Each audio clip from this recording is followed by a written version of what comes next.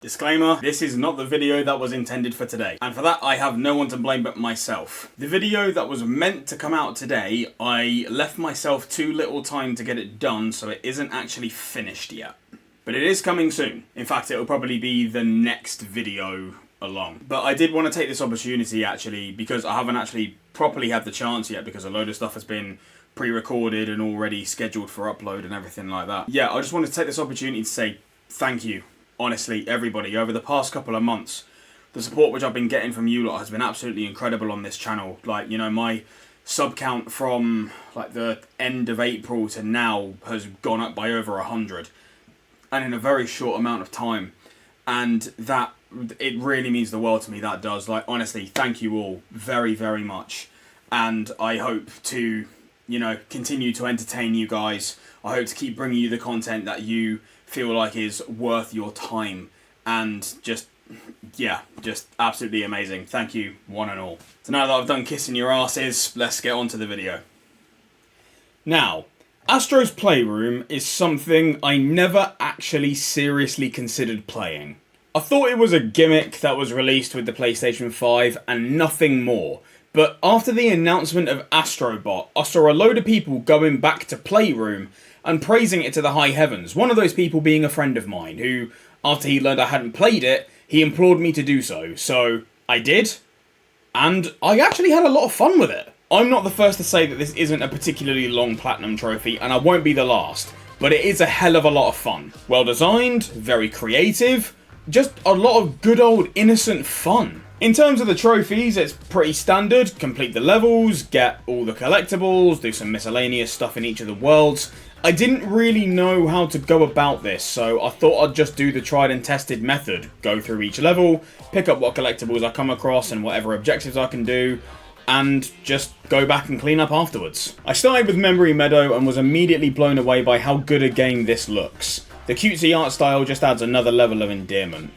So going through the first level, we got one down, lots more to go for collecting my first puzzle piece. In mint condition for getting my first artifact. Pain for getting hit by flying rubbish. It's all in the mind for beating 3 enemies quickly by punching them. Jason for sheltering from heavy rain. Wipeout for getting a strike. And Do It for clearing Memory Meadow. After clearing a level, you're dropped back into an area of the hub world where a load of trophies are, so I saved looking around there for later and carried on with clearing the remaining 3 worlds. So next up is Cooling Springs. I love how the different areas of the game are named after components on the console. So proceeding through the next world, we got Helldiver for diving into the water from the diving board, and Twisted Metal for jumping 3 times during a spin attack on the ice. At this point my PlayStation kind of bugged out and didn't pop up any more trophies as I got them. But we also got Jumping Splash for jumping into the fountain near the final goal, HD Graphics for clearing Cooling Springs, and while in the hub world, The Last Guy for walking around with at least 20 bots. Hopefully it won't bug out again. Okay, GPU Jungle is next. Ready for the proving for deflecting a splitter's attack with an arrow. No, no, no, no, no! For falling 30 meters and catching yourself. Adequate.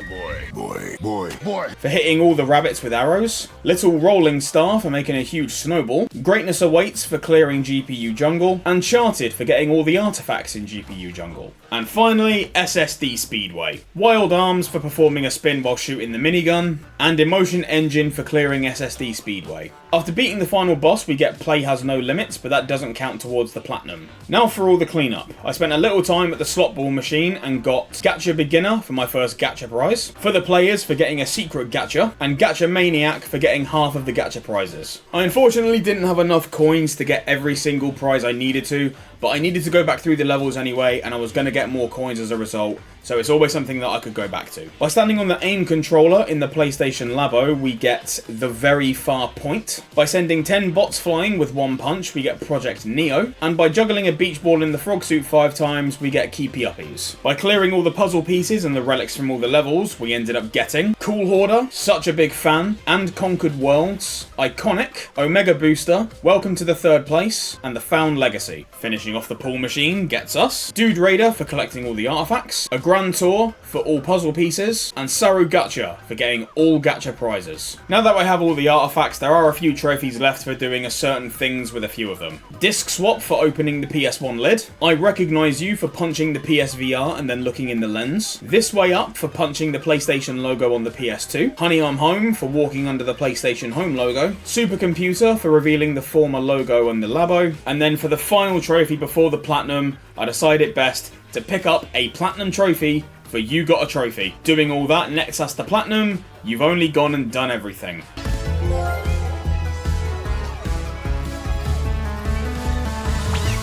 This was really nice. It was a nice chilled out Platinum trophy, and thinking about this game as well, it was the perfect showcase for the PS5. It looks great, it plays really well, integrates a load of the PS5 gimmicks into just one nice little package. It also features a load of Easter eggs from, previous PlayStation hits, and collecting all the relics from bygone gaming eras was just a great jaunt down memory lane. But I can't lie, Astrobot being 60 quid.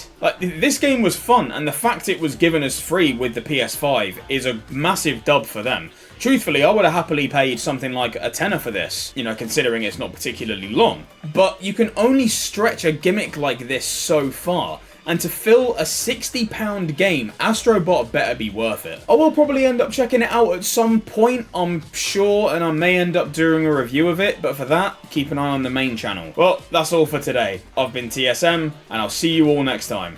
Peace out.